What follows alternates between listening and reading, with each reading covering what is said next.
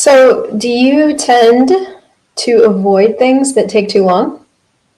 My name's Crystal. I am a consciousness business coach, new title, and I'm into all things access consciousness and greatness and whatever that is. This is not about me though. And today I had a conversation with a lady who's in my 30-day coach setup. By the way, this is day 7 of the 30-day coach setup challenge for me. And we talked a lot about building new muscles. And I want to sort of go into that for you today, because one of the things I'm recognizing as I myself go through and enter into this era of my life, which is this reframing, articulating, pivoting era of my life, and as I work with other people, is this realization that we don't leave a lot of space for ourselves, period. We don't leave a lot of space for ourselves. In the last 3 days, I've had 3 private sessions with 3 different people that are working their tails off to get their coaching into the world. And I don't know if you've ever engaged in an activity that gets you out of your comfort zone quite like that. But if you have, let me know. And if you haven't, it's confronting, right? Like, does anybody remember when they first sort of went out into the world and started trying to get a job, for example? I remember back in my 20s, way pre-access consciousness or any of this stuff, just leaving the house to go try to find a job was panic-inducing. And during this conversation, I'm probably going to get a chance to show you what my skin does when it gets overheated. Like, everything in my body gets flushed red, and then I sweat.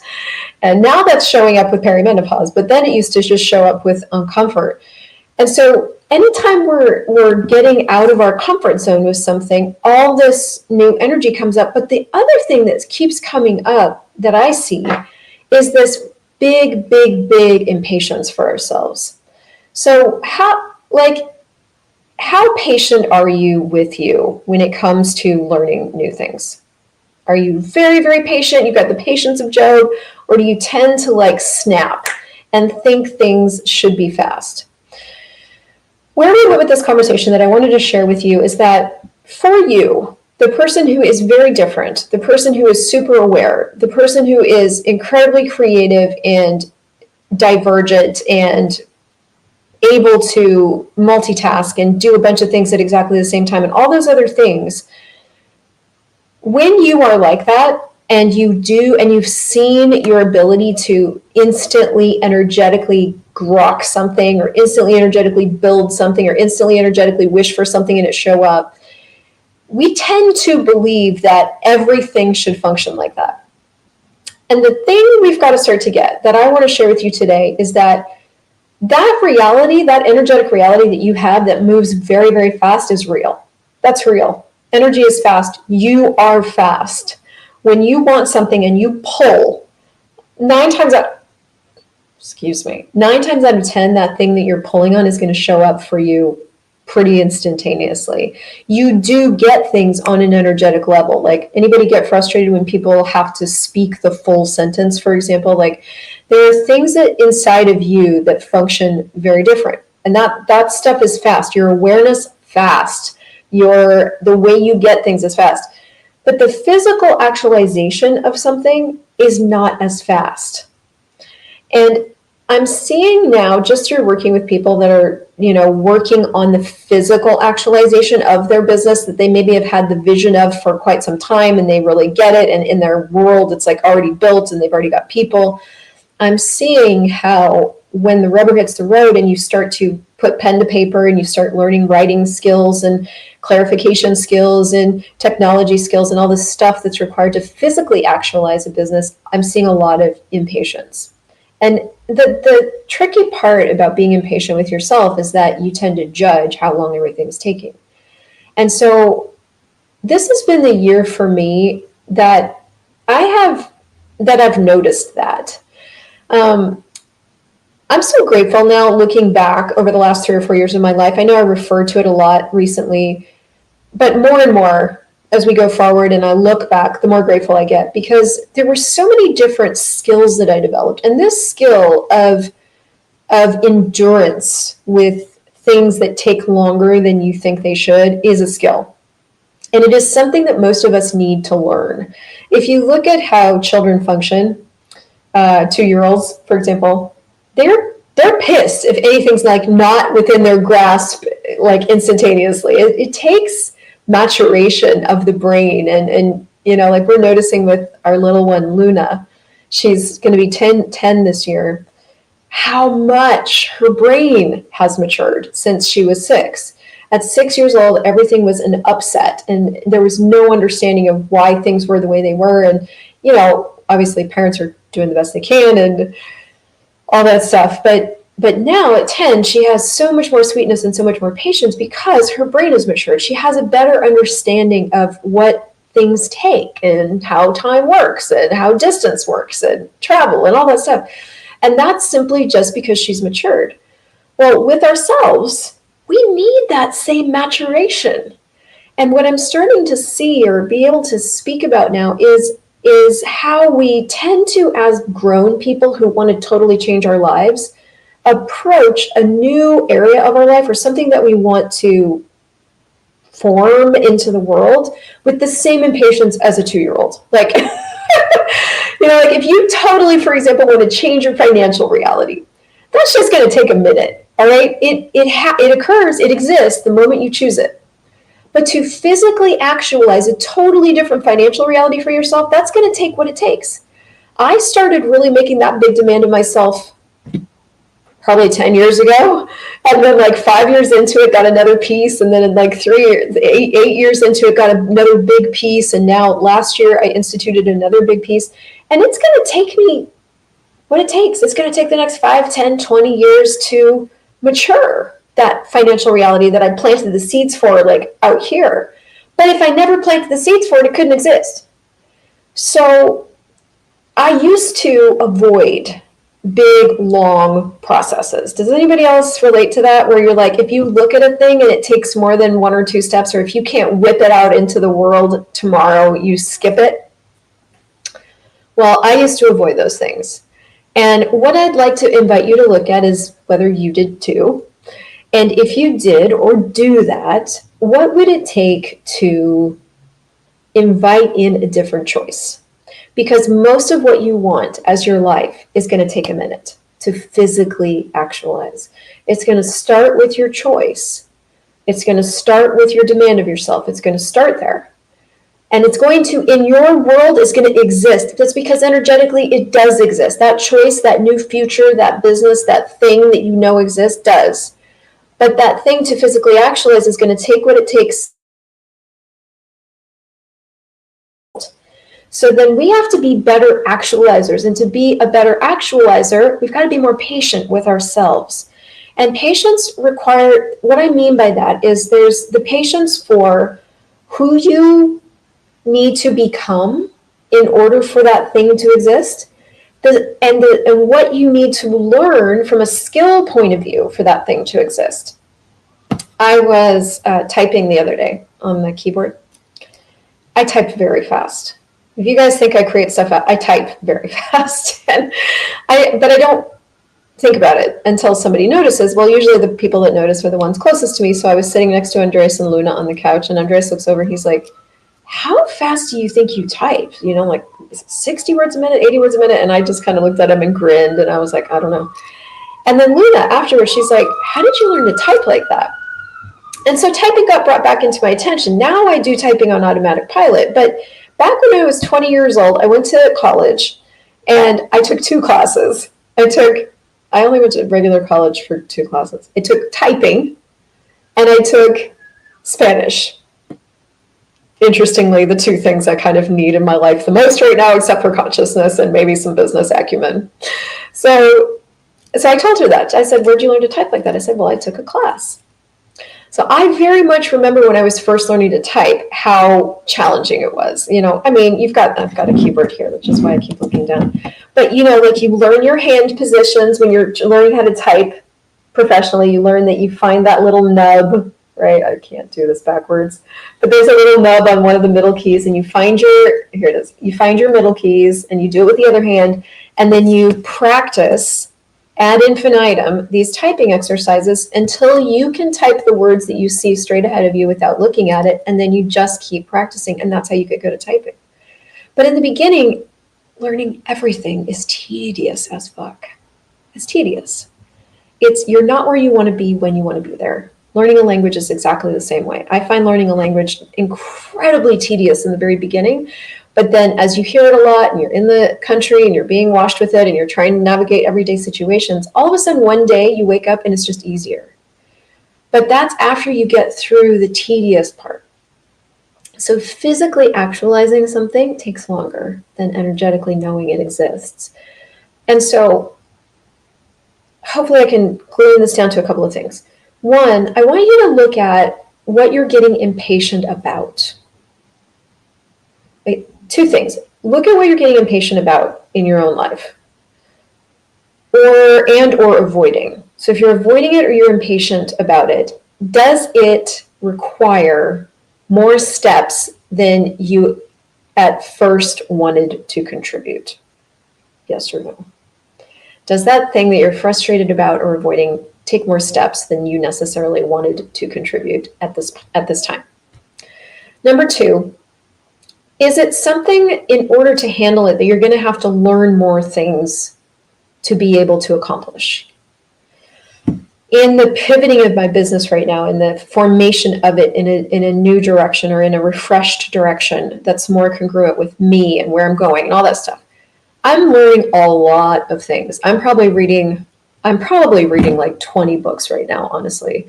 I'm practicing different skill sets. I am educating myself on different possibilities. I have a huge learning curve. And then I go to put pen to paper or fingers on keys, and then I learn even more because I'll go to institute the thing, and then I'll learn that I need more things. So even taking that action then informs me that I need to learn even more things. And so so I'm having to be incredibly patient with the process of kind of launching this next phase of my business out into the world, because it's like I'm discovering things as I go. And that's another piece of it. It's like you have this vision of the future. You have this vision of where you're going and what it is that you're doing and maybe your business or your life. And there is no how to get to that picture. There's only choices. So you're choosing your way forward, but as you choose your way forward, then you get more information about what you didn't know that you needed, that you got to go back over here and learn, and then come back and kind of do the thing. And then you're like, oh, I need to learn more. And so it's this very, very nonlinear pathway to your quote unquote destination, which of course will change once you get there. And those are the processes that I used to avoid. So first question is what you're avoiding or frustrated about taking more of your time and energy than you thought it would? Okay, got to acknowledge that. Number two, would you be willing to sit with that thing and go, I'm committed to you being in physical actualization, whatever you are. What's next? And number three, would you be willing to commit to seeing that vision into existence no matter how long it takes? Now, I think these are three big skill sets that we don't talk enough about. The patience and the relaxation required to see something into physical actualization. Because it's not an inactive, inert process. It's an active process of staying engaged and not avoiding, and realizing that you're going to need space to learn new things at every turn. So every choice you make is going to reveal something else that you haven't learned yet. And you're going to need space to learn new things, which is going to require. I remember when I first moved to Toronto, this was way back. This was when I was 27. And I moved up to Canada. It was the biggest move I'd made so far. I'd lived in the States up to that point. I remember the very first time that I got exposed to the highway up here that's called the 401. Now, some of you live in very big US cities. You still have never seen a highway like this. The highway in and out of Toronto, the 401, is the biggest highway maybe in the world. It's 16 lanes, and the way it's constructed is incredibly intimidating. In the US, if you're on the highway, you can exit, and then almost every single exit, if you've fucked up, you can just get right back on, right? Like it's kind of built to where you can make mistakes. The 401 is not built for mistakes.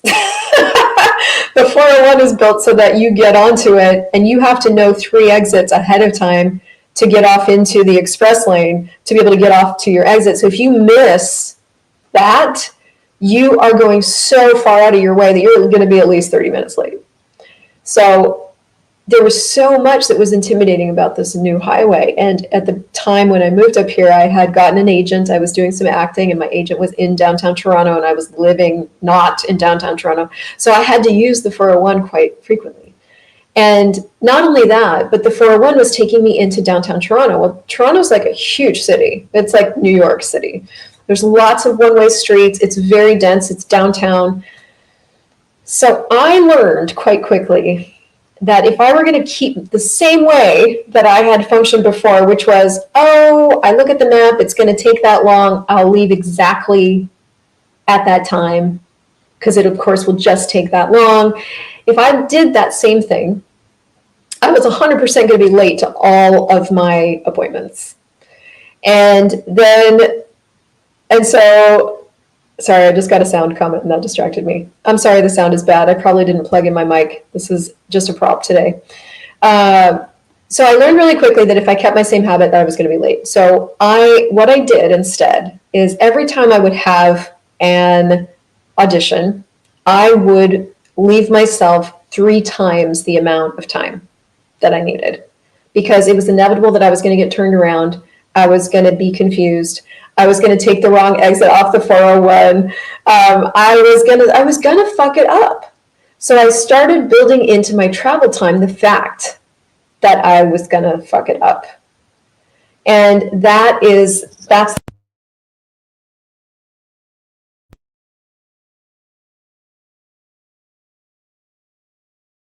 so for me to become what it is that I needed to become to navigate that situation, I had to leave extra time. I had to leave space for me to learn new things. So now I tackle every project that feels really big with just a different set of skills. It's like, okay, this feels big. Like I am navigating right now being a resident of 2 countries again. And yesterday I met with a CPA and we looked at different things. And so I'm like, okay, this is a bigger project than I want it to be, but I'm taking it bite by bite. I'm having patience with myself. I'm like, what's the very next thing that I need to put my attention on? What's the very next thing that I need to know? What's the very next thing that I need to take care of? And so you start to learn to be patient with yourself, and you start to learn to actualize things bite by bite and choice by choice, instead of needing things to be as fast as you wish they were. Physically actualizing stuff requires a different skill set. It requires a different muscle. And I want to encourage us all to start building that muscle. What would you be able to face or choose if you had and could develop the muscle of allowance, of patience, of just asking that project what's next? What would you take on that you haven't been willing to take on yet? How would your perspective change on some of the projects that you've got in your wheelhouse right now if you were to allow them to grow at the pace and the rate that they could? If you were willing to allow everything and judge nothing, that's consciousness, and take into consideration all the information and really look at, okay, the thing that you've been working on and how it's going, and you were willing to take in all the information with no judgment and realize that this thing that you were working on was going to take a little bit longer than you thought, what would you need to change and add in your daily life to be able to support the amount of time that this thing is going to take? See, if you judge timeframes and you judge yourself, you don't get all the information. But if you don't judge it, you get all the information, and then you can get creative with the information, and you can ask questions that tell you what's next so that this thing that you're working on can actually exist in the world. I'm looking at a 3 to 5 year plan for this new energy, this new direction. I'm going to probably do something a little more official very soon about the new direction. But I get that this is going to take 3 to 5 to 10 years to fully actualize. I'm here for it. What's next? So hopefully that's helpful. Sorry about the weird sound today. I hate it when that happens, but how's this for a prop? I'll see you guys tomorrow.